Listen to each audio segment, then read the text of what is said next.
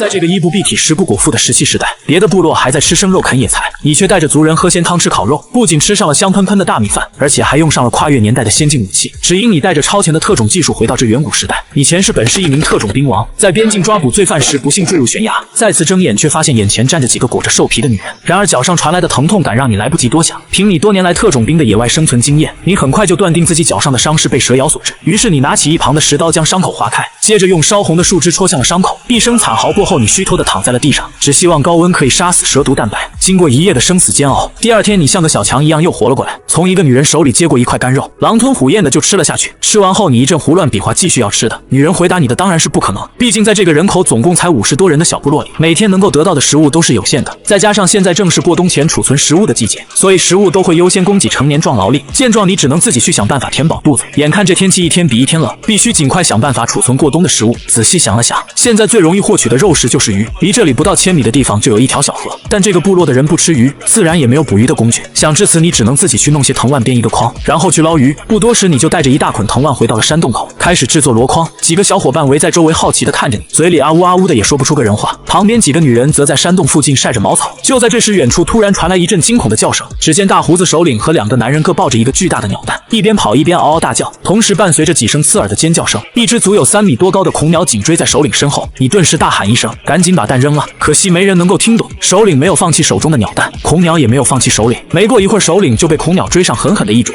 当场就领了盒饭。那一起跑回来的2个成年人见状，赶紧把手中的蛋给扔了，反身跑到丛林边缘，爬到了树上，这才逃过一劫。你身边的这群小伙伴哪见过这么可怕的场面，当即就吓得大叫了起来。恐鸟失去目标后，瞬间调转方向，朝着山洞这边哇哇大叫的孩子狂奔过来。见状，你赶紧带着几个小孩躲进了洞里。洞里的女人则是迅速的推动一块圆形石头，将洞口牢牢堵住。恐鸟见进不了洞，他转头走到首领的尸体旁，开始啄食他的身体。你一咬牙决定把恐鸟留下来，他现在已经品尝到人肉的味道，又知道你们部落的位置，将来恐怕部落里再也别想安宁。可是现在自己手上什么武器都没有，硬拼肯定不行。就在这时，你看到恐鸟那2条大长腿，顿时你眼前一亮，立马开始着手准备。首先找来2块拳头大小的石头，再解下缠在腰间的蛇皮，将石头分别系在2边。制作完后，你拎着简易投石索就从洞口缝隙中钻了出去。洞里的人都震惊了，想要追上来拉住你，又怕把恐鸟再引回来，只能焦急地看着外面当起了吃瓜群众。你悄悄地躲在灌木丛，猫着腰前进，一直到离恐鸟500-600米的地方就停了下来。此时的恐鸟还在忘情地享用着美食，殊不知你已经打起了他的主意。只见你悄悄地站了起来，抓住蛇皮绳的中间点，快速地旋转投石索，2块石头甩了起来，在离心力的作用下，瞬间把绳子拉直。恐鸟察觉到了这边的动静，抬起头，厉鸣一声就朝你狂奔过来。眼看着越来越近，山洞口的女人和孩子都吓得嗷嗷大叫，可你依旧站在原地稳如老狗。就在恐鸟冲到距离你30米的时候，你猛地将投石索朝它扔了出去，脱手的投石索打着旋，刚一接触到恐鸟的2条长腿就迅速收紧，已经冲到你10米近前的恐鸟直接失衡跌倒，2只小翅膀不停地扑腾着，就是站不起来。山洞口的女人和小伙伴一个个目瞪口呆，张大着嘴巴不敢相信刚才的那一幕。你立刻招呼2个小伙伴按住恐鸟的脖子，而你则搬起一块大石头狠狠地砸了下去。恐鸟的头上顿时鲜血四溅，身体也不再剧烈挣扎，随后彻底没有了气息。2个小伙伴看着你，眼睛里充满了敬畏。你解开恐鸟腿上的蛇皮，重新系在了腰上，接着示意2人和你一起将恐鸟运回山洞。2人现在十分听话，俨然就是一副小迷弟的模样。随后你们3人合力拉着恐鸟的腿向山洞走去。看到3个人把那么大的猎物抓了回来，山洞里的人也待不住了，嗷嗷叫的挪开巨石，从山洞里冲出来帮忙。远处躲在树上的那2个成年男人也下了树，他们亲眼目睹了你独自捕杀恐鸟的全过程，对你也是十分佩服。这还是他们部落有史以来第一次捕获那么大的猎物。回到山洞里，你告诉女人们把羽毛留下来给自己，剩下的让他们自己干。现在危险解除了，你也要继续编自己的筐。大概过了1个小时的时间，2个箩筐便已经完成，用筐装上些恐鸟的内脏就向河边走去。途中有个女人看到你要独自去河边，也跟了上来，在她心里认为你很厉害，所以自己一定要把你看好。而刚认你做老大的2个男孩看见你又做了个奇怪的东西要出去，马上也追了上来。一行4人很快就到了河边，你站在河岸上，先是仔细观察了一阵，可却是越看越心惊。短短几分钟时间，你就看到了几次大鱼吃小鱼的命案。这河里居然有食肉的鱼类，但是不得不承认这里的生态环境是真好，小河的水一眼就能看到水底，里面的鱼也很多。选好了位置，你握紧筐上的草绳，把筐放到河里，肉腥的味道迅速在水里散开，方圆20米的鱼都骚动了起来，迅速朝着你这边游过来，纷纷钻入筐中开始哄抢那些内脏。你猛地把筐拖出水面，除了逃跑的筐里还剩下4条大鱼，而河里的鱼不仅没有逃跑，还一窝蜂的聚集在下面争抢内脏，这让你瞬间有了一种在公园里喂锦鲤的感觉。两个小伙伴和那个成年女人都很惊讶，用那个奇怪的东西放在水里面往上一拉，就可以把水里那种没有腿的东西弄上来。但是弄上来干嘛？他们还是不明白。你把4条鱼倒在地上，仔细处理以后，切下一块生鱼片放进嘴里吃了起来。看着你大嚼生鱼片的样子，他们立马明白这是可以吃的东西，于是也学着你的样子切了一片放进嘴里吃。那个女人的眼睛瞬间就亮了，她立马意识到这是一项新的食物来源，一边咿呀呀的叫着，一边比划让你教她怎么抓鱼。不过你并没有让她干这个，而是让她和一个孩子负责宰鱼，另一个孩子用草将清理好的鱼挂在木棍上，待会抬着回部落，而你则继续捞鱼。现在所有的鱼全部聚在一起，你干脆蹲在岸边用筐舀，每一筐下去都有不小的收获。4个人就这么干了一下午，最后捞上来的鱼足有200多条，最大的得有10斤左右。3个人肯定拿不回去，只好派一个小孩回去，再叫上一些大一点的孩子过来帮忙。最后一行人担的担，抬的抬，浩浩荡荡的朝着山洞走去。此时外出采集果实和狩猎的队伍都已经回来了，因为没有工具，大人们打的猎物多是一些兔子、野鸡一类的小动物。就在这时，小孩子们抬着鱼回到了山洞，全都嗷嗷叫着向大人们炫耀他们今天的收获。本来那些大人因为首领的死还有些难受，不过当他们看到你今天的收获时，瞬间又开心起来。首领的惨剧顿时被抛到脑后。清理完今天的收获，所有的族人都到了山洞外面洞口前的空地上，堆起了一大堆木柴，首领的尸体就放在上面。一个头上顶着2根羊角的老头点燃了柴堆，熊熊燃烧的大火很快就吞噬了首领的尸体，火光映照在每一个人的脸上。小孩子闻着烧肉的味道都在咽口水，他们丝毫没有悲伤感。大人们也因为有了新的食物来源而面色平静。而你也正好借机观察了一下这个部落。这个部落目前共有52个人，成年男人有8个，成年女人15个，其余则全是大大小小的孩子。其中刚刚点火的是部落的长老，因为他长得最老的原因，被部落里公认为最聪明的人。不过现在可能要排老2了，因为你正在取代他在大家心里的位置。还有一个手上长了6指的男人，喜欢用的武器是木棒，估计是近亲繁殖的原因，他整个人看起来有点不太聪明的样子。6指旁边是一个脖子上挂着羽毛项链的家伙，这个人看起来倒是很机灵，和6指一样喜欢用木棒，羽毛后面是带着骨头项链的石头，他常用的武器就是石头。离他俩有点远的是一个15岁的少年，这个家伙只有一只右耳，左脸上还有4条疤痕，他的武器是一根笔直的大腿骨磨制的管叉。独耳旁边是17岁的兽牙，他父亲是上上一代的首领，而他手里拿的武器是2根1尺多长的剑齿虎牙。还有一个全部落最高的大力，身强力壮，武器简单粗暴，就是一根大腿骨。最后一个是拄着木杖的瘸子，他现在天天跟着采集队，专门负责开路和警戒，而且喜欢打磨石器。据说他最大的理想就是有生之年能磨出一个石盆来。总的说来，所有人中独耳、兽牙和大力就算是部落里最顶尖的战力了。等到烧完首领，天也黑透了，在长老的带领下，所有人来到了洞里开始分配食物。因为大家没吃过鱼，所以今天破例让你来分。你拿了一条提前烤好的鱼给他们示范怎么吃，怎么挑刺，大家也像模像样的学着吃得津津有味。或许是第一次吃饱的原因，大家越吃越开心，竟边吃边跳起舞来。眼前的一幕让你突然有了一种家的感觉，你在心里暗暗发誓，一定要带领部落过上更好的生活。等到所有人吃完以后，顶着羊角的长老拿着烧过的炭棒，在岩壁上记录下你在河边捞鱼的场景，而你则在一旁教女人们编筐，又在上面加了2条草绳改成背篓，这样他们以后就再也不需要用兽皮装果子，从而提高采摘的效率。几个女人一看就喜欢上了，轮流在身上试了又试，都舍不得放下，最后只好商量着明天再采些藤蔓回来，他们自己制作。为了表示感谢，他们从采集队里挑了2张鹿皮放到你的手上，自此你成为了部落里第一个穿上兽皮的小孩。但你也没有吝啬，自己留下1张，另1张则分给了几个2、3岁小孩的母亲，让他们给自己的孩子做衣服。要知道小孩子抵抗力差，在原始社会又根本没有医疗技术，一个小小的感冒发烧就能要了那些孩子的命，所以说这一块鹿皮说是1条命也不为过。你相信如果有一天你需要他们帮忙的时候，他们肯定不会当白眼狼。第2天你很早就醒了过来，一套简单的军体拳后，你有些口干舌燥，但是看着那个石盆里大家一起喝的水，你还是有些下不了口。看来是时候烧一些装水的容器了。很快族人们也都叽叽喳喳地走出山洞，但是他们今天并没有急着出去打猎。长老将所有男人集结在了洞口的空地上，看意思是要重选新首领。你心想只有成为首领才能号令所有人，于是也加入了入选行列。首领的竞选方式简单粗暴，2人不拿武器决斗，最厉害的就是下一任首领。很快独耳和大力就相继胜出，你看着他们的比试无奈的摇头，就完全没有任何章法，只是一味的比拼蛮力。很快来到了独耳和大力的比试时间，大力1.9米的身高站在那里，就如同一座铁塔一般。独耳瞬间有一种无从下手的感觉，但他并没有怂，反而大叫一声，率先发动了攻击。可不料刚到大力身边，就被大力那一双大手一下抓住了双肩，还没等他反应过来，就被大力甩出好几米远，砰的一声砸在了地上，半天没能爬起来。大力兴奋地捶了捶胸，族人们也激动地大叫着，表示对这个新首领的认可。就在这时，你3两步走到他的身前，还有我呢。大力见你个小屁孩也敢出战，他捶着胸口，嘴里发出一声怒吼，可你也没有示弱，站在大力面前摆出一副战斗姿态。大力俯视着踩到自己胸口的你，眼中充满了自信和不屑。围观的小伙伴们则是嗷嗷叫的给你加油打气。你也没有犹豫，快速冲到大力身前，左脚踩着大力微曲的大腿猛地跃起，右腿一个顶膝狠狠地撞在大力的下巴上。大家还没反应过来，大力就直直地倒在了地上，左右滚动着在地上呻吟。在场的族人们瞬间目瞪口呆，要知道大力可是他们部落最强的战士，就算输也不至于被秒啊！而且对手还是个未成年的小孩子。长老突然变得很激动，一种没有依据但却很强烈的感觉在他心里出现，整个部落可能会因为眼前这个小孩变得越来越强大。还没等他做出指示，你已经被所有族人抬起来高高抛起，庆祝新首领的诞生。短短2天，你给部落带来的奇迹太多了。其实这样的结果也是众望所归。而此刻大力已经缓了过来，他明显还有些不服气，在众人的惊呼中快速的向你扑来。见状，你立马翻身下地，等到他冲到近前时，反手一把握住他的2根手指，用力向前一摆，接着一个侧身就绕到了大力的身后，猛地一脚踹在他的腿窝处，大力直接趴在了地上，越是挣扎就越是痛苦。没过2分钟，强如大力这样的猛男也不得不一把鼻涕一把泪的求饶，你这才拍拍手放开了这个涕泪横流的傻大个，然后转身进了山洞中。这一下人群又闹腾了起来，熊孩子们在欢呼，庆祝他们未成年人第一次打败大人。女人们讨论着在哪里见过藤蔓，晚上回来让首领再教他们编几个背篓。长老则是目光复杂的盯着山洞，不知道在想些什么。就在这个时候，你带着一身新造型再次出现在大家眼前，身上是一件简单的鹿皮衣，乌黑的长发用一条蛇皮束起，整个人看起来干净清爽又不失干练。这是你再三思考后的新造型。据说这种装扮从商周时期就开始了，早期的农民因为披散头发，种地不方便就开始束发，这也是以农耕为主的汉民族的重要标志之一。在族人冒着星星的目光中，你走到人群中开始安排今天的工作。首先将采集队重新做了人员调整，部落现在一共15个成年女人，其中6个都挺着大肚子，剩下9个加上瘸子就是10个人。不过今天你只派了8个女人去采集，现在她们有了背篓就不用瘸子来保护她们，一人拿根棍子自保还是没问题的。6个怀孕的女人留下来看家，顺便照顾那几个2、3岁的小屁孩，大一点的孩子都去拔草，剩下的那个女人则带着2个男孩去河里捞鱼。现在大家都有了活干，可瘸子却没领到任务，为此他显得有些沮丧。对于这个发誓要用一辈子磨出一个石盆的男人，你准备让他负责烧制陶器，但是烧陶器并不是那么简单的事情，还需要准备很多东西，所以只好先给他安排一些别的事情。昨天捕的鱼还没有风干，这样的天气没有盐很快就会腐烂，经过烟熏之后则可以放置几年都不会坏。于是你给瘸子示范了一下，就全部扔给他做，而你则在山洞前找了一块平地开始挖坑建窑。整个窑分为上下3层，最下面用来掏灰和进风，中间一层添柴烧火，最上面一层放置陶器。足足花了3、4个钟头的时间，总算将窑搭建完成。但是湿的窑是没法用的，于是叫了昨天抓鱼的那俩小伙伴，在每一层都放上木柴烧火，这样下午应该就能用了。安排所有工作以后，你便亲自来到河边挑选粘土，找了一个光滑平整的大鹅卵石当做工作台，将挖来的粘土经过摔打揉捻，很快第一个抵小口大的小水缸便完成了。随后按照同样的方法一连做了4个，把它们全都放在山洞旁晾晒。接着便是几个双耳砂锅和几10个陶碗，以及一些小型餐具。这些东西不求美观，只求实用。此时你还不敢确定这些东西烧出来究竟能有多少成品。等到下午差不多过了一半的时候，你便将所有半成品依次放进火窑里。2个小伙伴和瘸子都站在旁边目不转睛地看着。新首领一天居然弄了那么多土盆，就是不知道能不能用。你没有理他们，坐在火塘边往里面添足了柴火。就这样一直到了傍晚，外出的族人们相继回到了部落，女人们的收获颇丰，背篓里全都装满了野果，还有大捆的藤蔓，看来是准备编背篓的。男人们今天的收获也很多，2只看着和火鸡差不多的大鸟，还有一些鸟蛋和几只土拨鼠，再加上今天捞的100多条鱼，整个部落的收获十分可观。所有当天吃不完的食物全都可以储存起来。眼看着那几个怀孕的女人就快生了，到时候她们也能有充足的食物。待到陶碗开始发白时，你便停止了添柴火，让里面的火焰自然熄灭后凉上1夜，明天早上就能开窑了。经过1天的劳动，族人们都很累，但他们围在篝火边，每一个脸上都挂着幸福的笑容。现在再也不用饿肚子了。最主要的是，你将2只大鸟做成了叫花鸡，它们从来没有吃过这样美味的食物，可你却没有什么胃口，因为这些食物只撒了一点点粗盐，根本就尝不出咸味。现在的粗盐很是珍贵，据说这还是和别的部落交换来的。你在心里暗暗盘算着，能不能用陶器再交换一些回来。等到所有人吃完以后，女人们便回到山洞里开始编筐。她们发现背篓确实很好用，今天采集队的人数少了，收获反而更多了。而你则将所有的兽皮全都分发了下去。现在几个孩子挤一挤都可以盖上被子。第2天早上醒来，你立刻就去检查陶器烧制的成果。瘸子第一时间拉着长老围了过来，咿咿呀呀的跟长老说着什么，看着挺紧张的样子。你自己其实也非常紧张，毕竟你的焕颜大计，还有你心心念念的肉汤就全靠它了。怀着砸金蛋的心情，你掀开了窑顶的土盖子，把脑袋伸到上面一看，只见所有的陶碗呈现鲜艳的土红色，仿佛挂了釉一样出乎意料的光滑。见状，瘸子一把抢过那个陶碗，激动的上下来回抚摸着，随后他跌跌撞撞的跑回山洞。没过一会儿，就看他端着一碗水嗷嗷叫着跑回来，高兴的向族人展示着这个可以装水的漂亮容器。你笑了笑，继续将陶器往外拿。4个砂锅和4个小水缸烧制的很成功，光滑的表面没有一丝裂纹。8个勺子只有2个成品，其余的都烧化了，全部粘到了一起。20多个陶碗不影响使用的只有12个，一件一件的土土红色陶器接连出窑，带给族人的除了震撼还有激动。兽牙和大力手最快，一人抱着一口缸就向河边跑去，没一会就抱回来2缸水。长老虽然激动，但是还能保持淡定，连比划带说的向你咨询这是怎么弄的。还没等你开口，昨天帮忙的2个小伙伴就抢着向他解释。但你最关心的还是能不能换颜的事，比划着对长老表达了这个问题。没想到长老竟用一副看败家子的表情看着你，他一边指着大大小小的陶器，一边指着部落里的大人小孩，用土话告诉你这玩意到底有多珍贵。等明白过来以后，你彻底震惊了，哪怕是一个碗都可以换来一个即将成年的男孩或者2个女孩，更别提那些水缸和砂锅了。现在的各个部落里盛水的容器少之又少，一辈子磨一个石盆都是常事。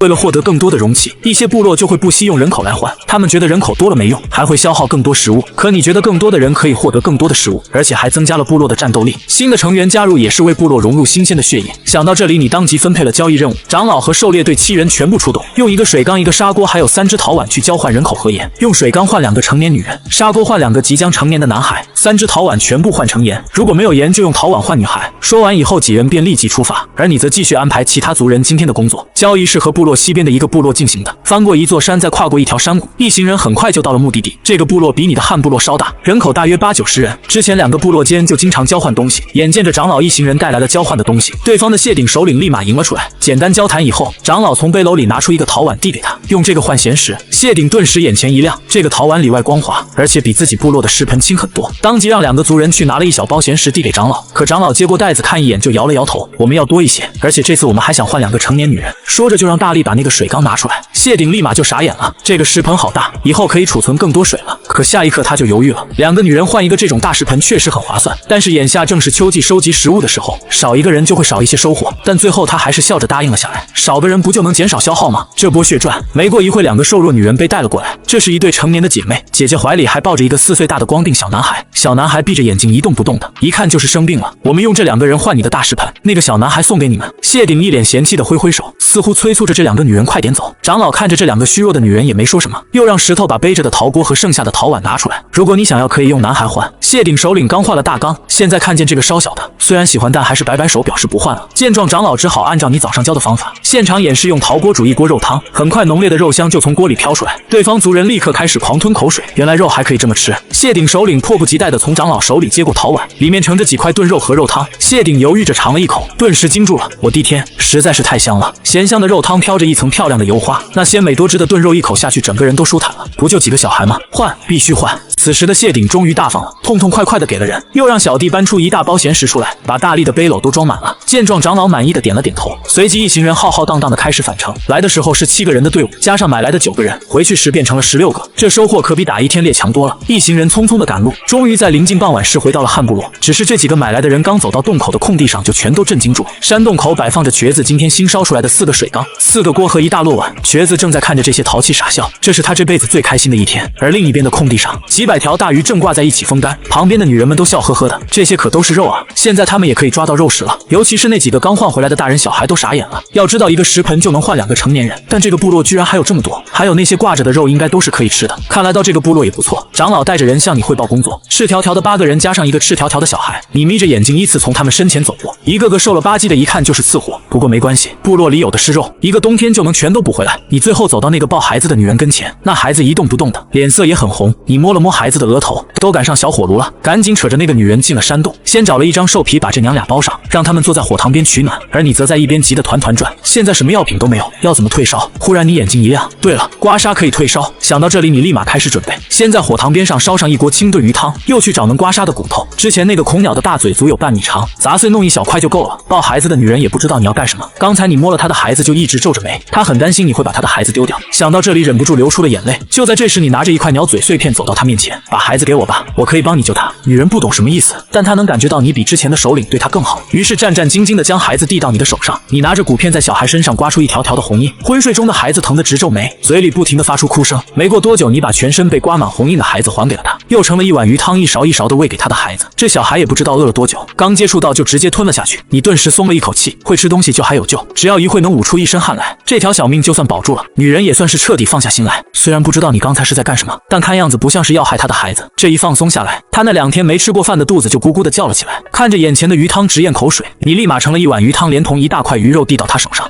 随后从他怀里接过孩子，抱在怀里用兽皮包严实。此时你心里愁得要命，一个小小的发烧都能置人于死地。现在大家吃饭的问题暂时解决了，可是衣服怎么办？要想尽可能多的攒下兽皮，还是得要猎杀大型动物才行。但现在的这些武器根本办不到，以后狩猎自己还是必须跟着出去找些材料做武器，再差也要弄几个陷阱什么的。你在心里暗暗发誓，在冬天到来之前，一定要让每个人都有一件衣服。等到所有人都吃完饭，小男孩也醒了，出了一身的汗水，你把他递给了女人，亲自给他绑上了束发，还为他取了个名字叫去病。女人很高兴，新部落的首领不但救活了他的孩子，还亲手给他绑了和别人一样的发型，这就代表他接受了自己这些人。忙完了这些，你就开始给自己打造装备，挑出一根还比较直的棍子，将恐鸟腿骨磨成的枪头绑在棍子的一头，一根原始的骨毛就出现，接着掰下一些恐鸟鸟嘴，磨成一柄短刀，剩余的材料则交给瘸子，让他也打造一把。现在装备就这2件，啥玩意都要自己整。第二天一早，等族人们都起床之后，你就安排了新的任务，瘸子继续烧陶器，必须先保证每人都有一个碗再说。成年女人分为2队，一队去采集野果，一队去捕鱼，剩下的孩子留下来帮忙打猎，由你亲自带队。狩猎队的全体成员，加上平时跟着你的2个小伙伴大嘴和猴子，还有昨天刚买来的大毛二毛2兄弟，整整11个人的队伍，迎着朝阳大步向丛林挺进。进了丛林以后，狩猎队就分散开了，每个成年人各自捕猎，你则是带着4个小弟，他们背着背篓，拿着一捆草绳给你打下手。这片林子里的树大多是产坚果的树种，每一棵都有30米以上的高度。看着那1米多粗的直径的树，你拿它一点办法都没有。地上掉满了坚果，远远的就能看到一些大鸟在地上觅食，但这一路上你只是观察，并没有捕猎任何动物。作为一个优秀的猎手，首先要搞清楚自己的猎场里有什么才行。很快你便发现了野猪的痕迹，从杂乱的脚印来看，应该还是一群，只不过那个脚印的深度着实让你有些害怕，看样子体重至少有1000斤以上。你朝着一路小心翼翼进发，终于翻过了山脊的高地，顿时你眼前一亮，只见前面山谷中横亘着一条波光粼粼的小溪，溪边是一些巨大的芦荟。此时10几头完齿猪正在溪边喝水，看样子是完整的一家子。领头的公猪体重估计有1500斤，身后跟着他的大奶、二奶、三奶，还有10多头家猪大小的幼崽。这情况冲过去硬干肯定不行，必须要布置陷阱。你悄悄地贴着地面向后退，又回到了树林里。小伙伴们怕得不行，他们从来没见过这么大的猎物，你也压根没有指望他们，开始独自布置陷阱，用草绳在猪的脚印上做了几个6字形活套，另一头直接系在大树上，只要猪蹄子踩进去，绳套就会自动收紧，而且是越挣扎越紧。为了安全起见，小伙伴们在你的安排下直接爬上了树。现在只要让那群猪走回头路就行。你悄悄地绕到小溪的另一边的灌木丛中，把身上裹满泥浆，举着2个树枝，突然就从灌木后面跳出来，同时扯着嗓子大叫。猪群从来没见过这样的生物，立马就撒丫子往林子里跑去。你在后面紧追不舍，